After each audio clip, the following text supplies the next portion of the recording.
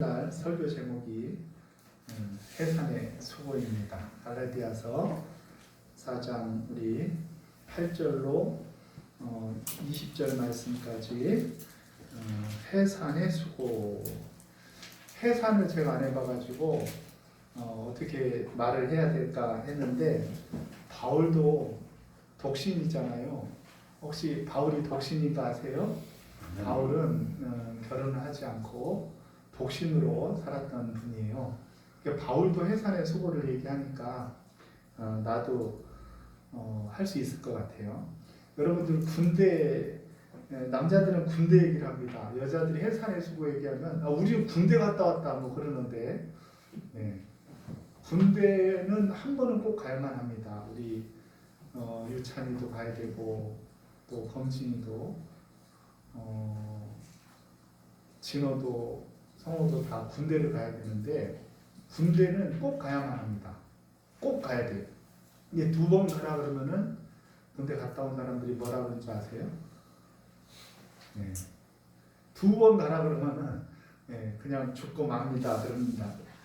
그만큼 군대라는 데가 꼭 필요하긴 하지만 2번 가라 그러면은 너무 힘들어서 못 갈 곳이 군대이듯이, 해산의 수고, 이 해산의 수고도 또 하라 그러면은 애기 난 사람한테 또 날래 그러면은 절대 안 난다 그런대요.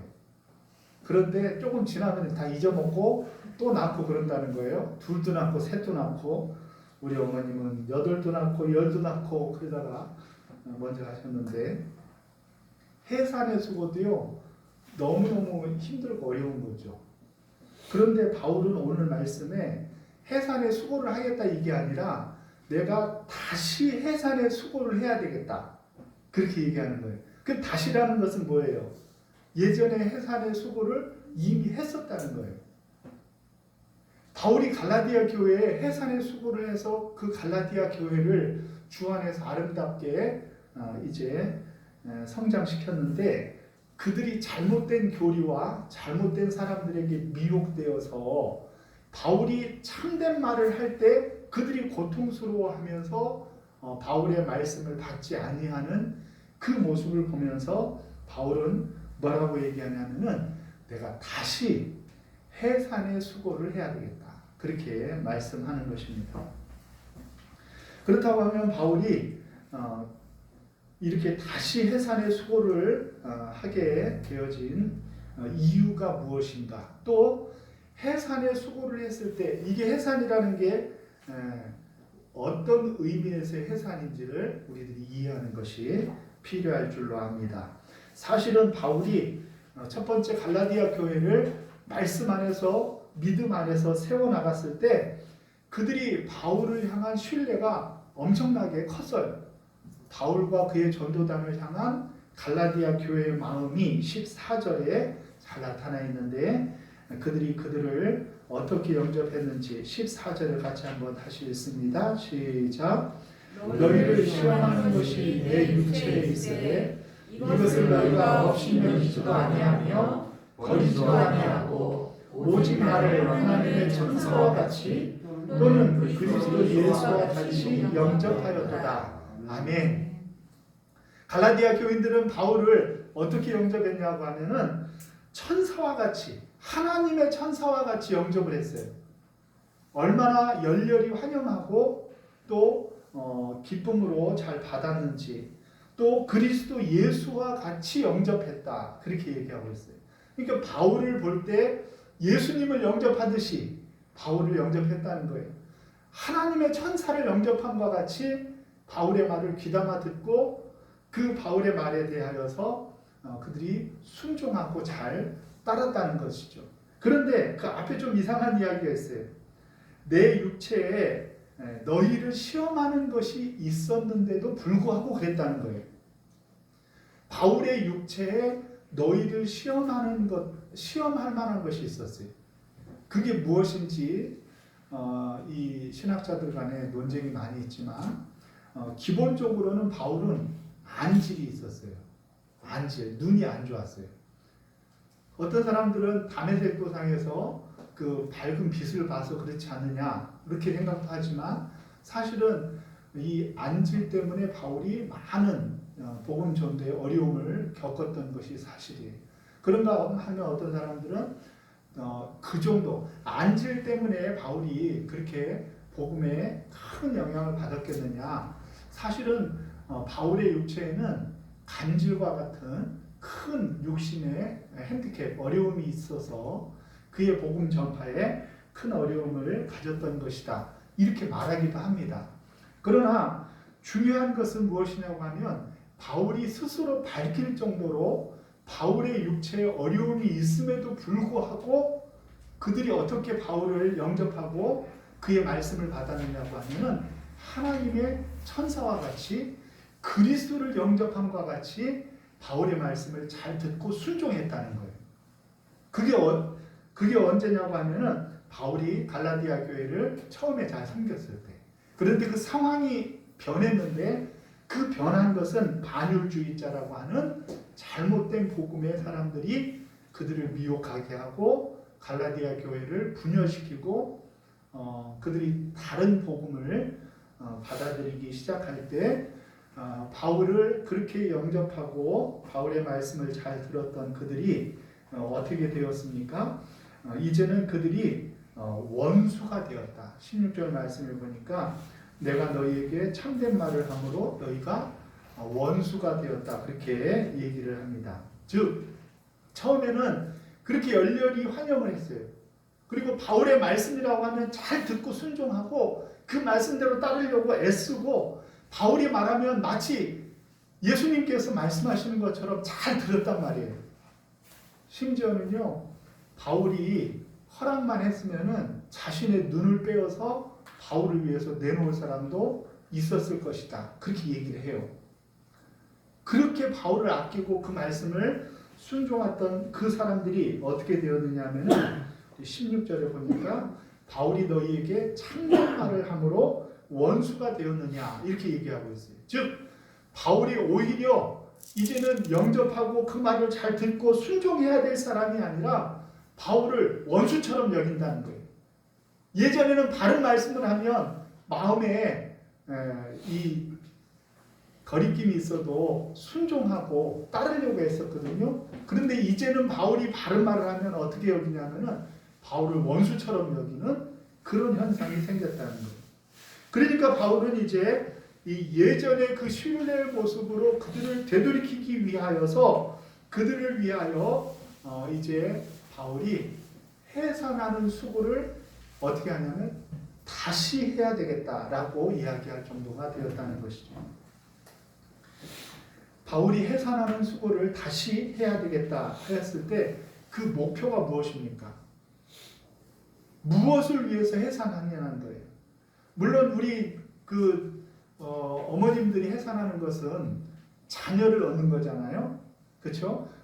그런데 바울이 말하는 해산은 무엇인가? 그것이 이제 중요한데 바울의 해산은 어떤 목적을 가지고 있는지 우리 19절 말씀 같이 한번 읽어보겠습니다. 19절 시작.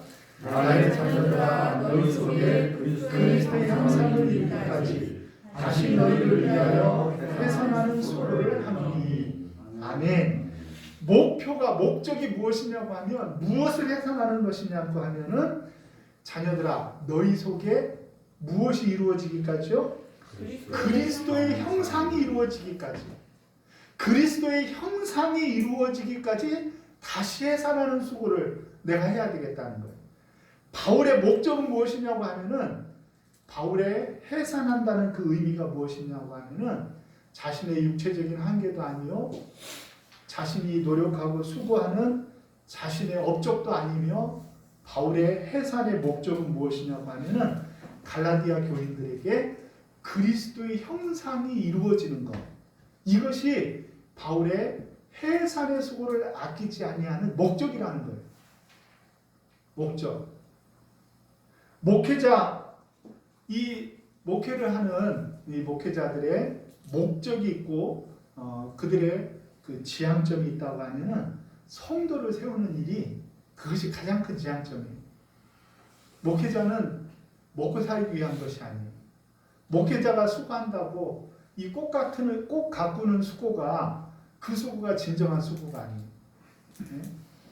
이 교회 지금 이 방에서 지난주하고 하나 싹 바뀐 게 있는데 모르죠 여러분들은 잘. 뭐가 바뀌었냐면은 책장이 바뀌었어요. 이 책장을 금요일날 밤에 내가 옮겼는데 금요일날 밤에 하면 장모님이 같이 하시겠다고 힘드실까봐 같이 한다고 안 돼서 금요일날 책장을 옮기는데 요거 내려온 거는 좀 난데 올라간 거는 3개짜리예요. 한 30kg 이상 되더라고. 그거를 올리는데 엄청난 수고를 했습니다. 질질 끌고 갔습니다. 끌고. 그래가지고 위에 구색을 맞추려고 끌고 올라갔는데 야 예수님이 십자가를 지실 때 그 무거운 거를 지고 가던 그 생각이 딱 나더라고요. 그런데 그런 수고는 진짜 수고가 아니에요. 그건 있어도 되고 없어도 되는 것이고 그거는 예뻐도 되고 못나도 돼요. 아무 상관이 없어요. 그런 건 수고가 아니에요. 진짜 수고는 무엇이라고요? 그리스도의 형상을 이루는 성도들로 세워나가는 일이 진정한 의미의 해산의 목적이라는 거예요. 네?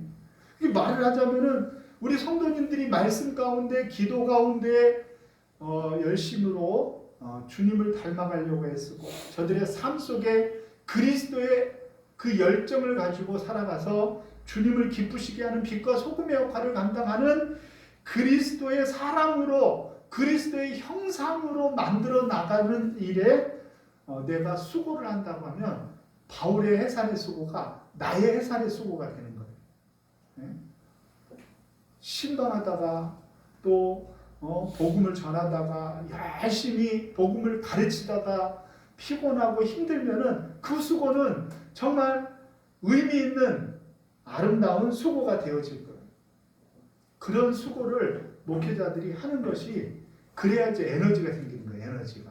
말씀 가운데 이 그리스도의 형상을 이루기 위하여 성도님들이 조금씩 변화되어지고 성도님들이 점점 그리스도의 형상을 닮아가는 모습으로 바뀌어 나갈 때 그때 기쁨과 행복이 있고 이 목회가 정말 아름답구나 그런 생각을 하게 된다는 거죠.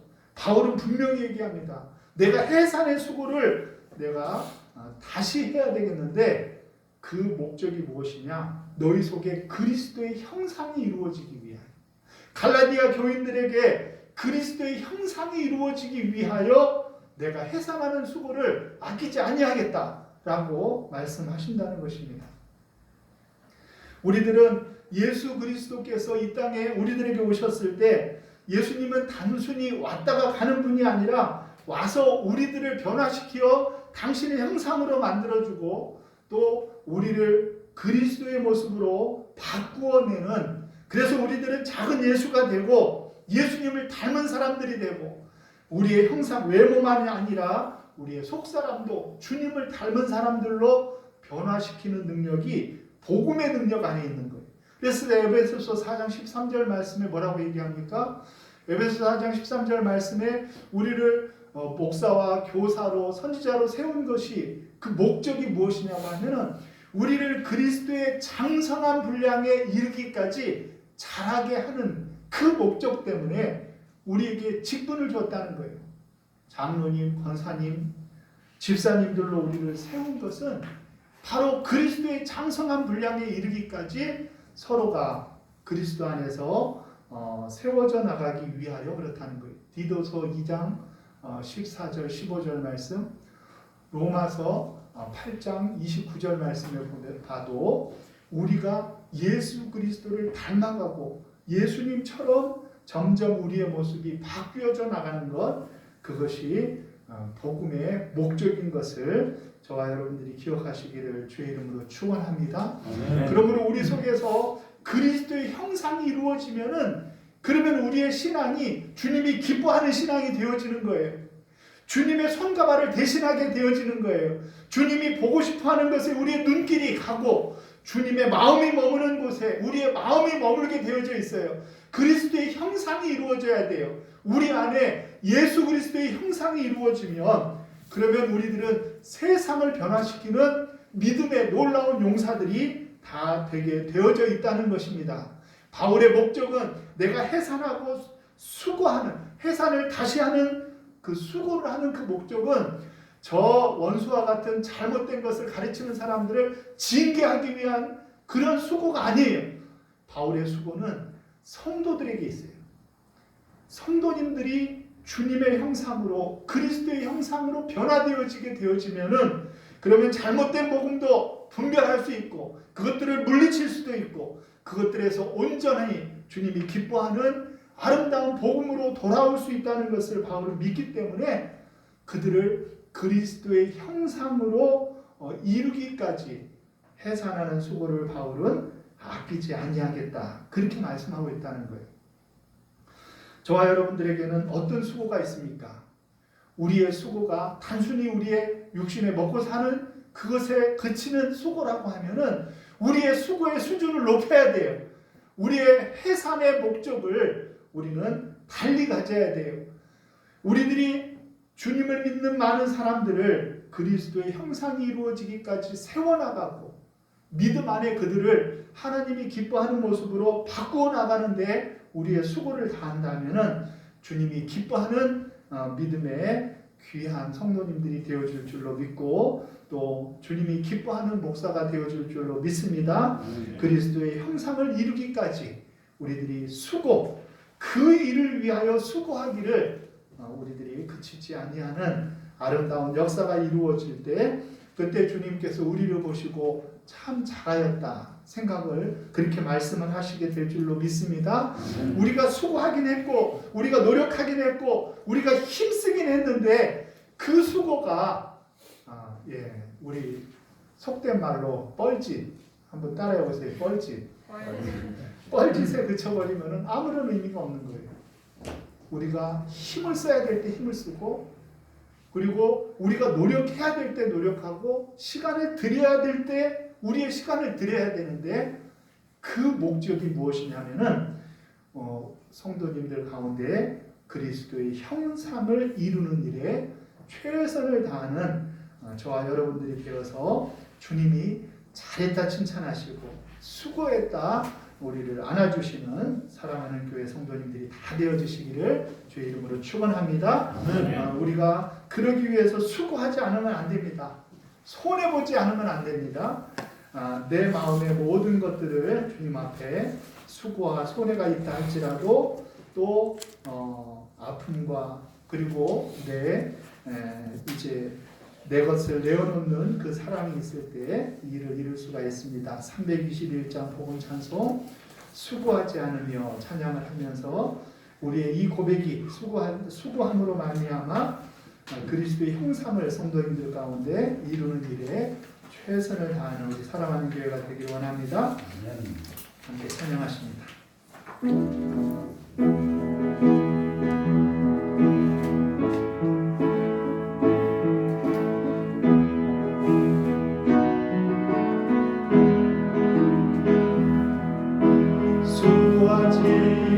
않으며 어떻게 형제를 사랑하나 내 마음에 아픔이 없어도 어떻게 자매를 사랑하나 우리의 사랑은 따지는 게 없어요.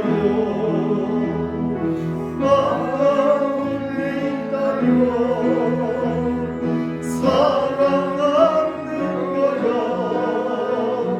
수고하지 않으며 어떻게 형제를 사랑하나 내 마음에 아픔이 없이도 어떻게 자매를 자리에서 다 일어나셔서 손해보지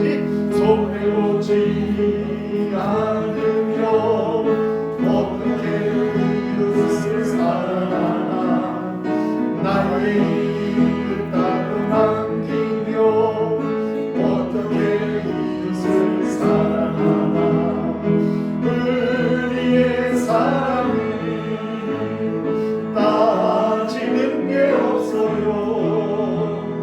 아까운 게 있다면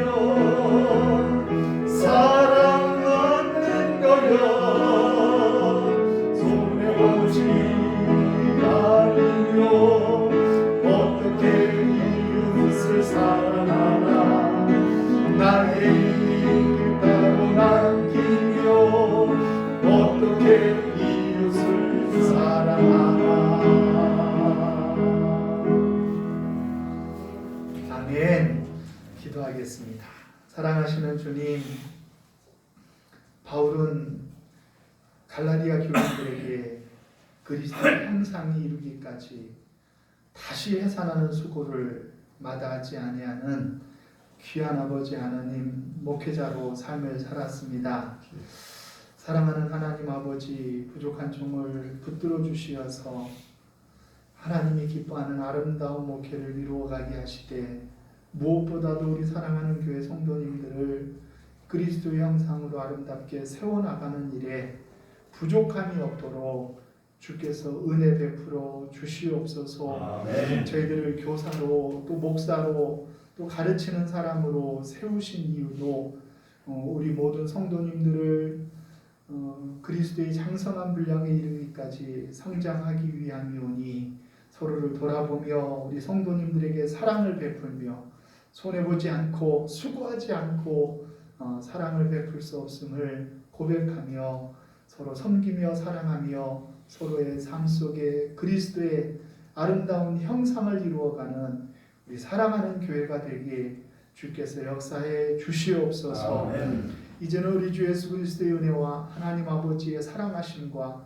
성령님의 감화 감동 위로 교통 역사하심이 주 앞에 나와 해산의 수고를 마다하지 아니하며 그리스도의 형상을 이루기 위하여 서로 섬기고 사랑하기를 원하는 사랑하는 교회 성도님들 머리머리 위에와 저들의 가정과 자녀들 위에와 하시는 사업과 일터 위에 그리고 우리 사랑하는 교회와 이 나라의 민족 세계 열방 위에 이제로부터 영원토록 함께 있을지어다. 아멘.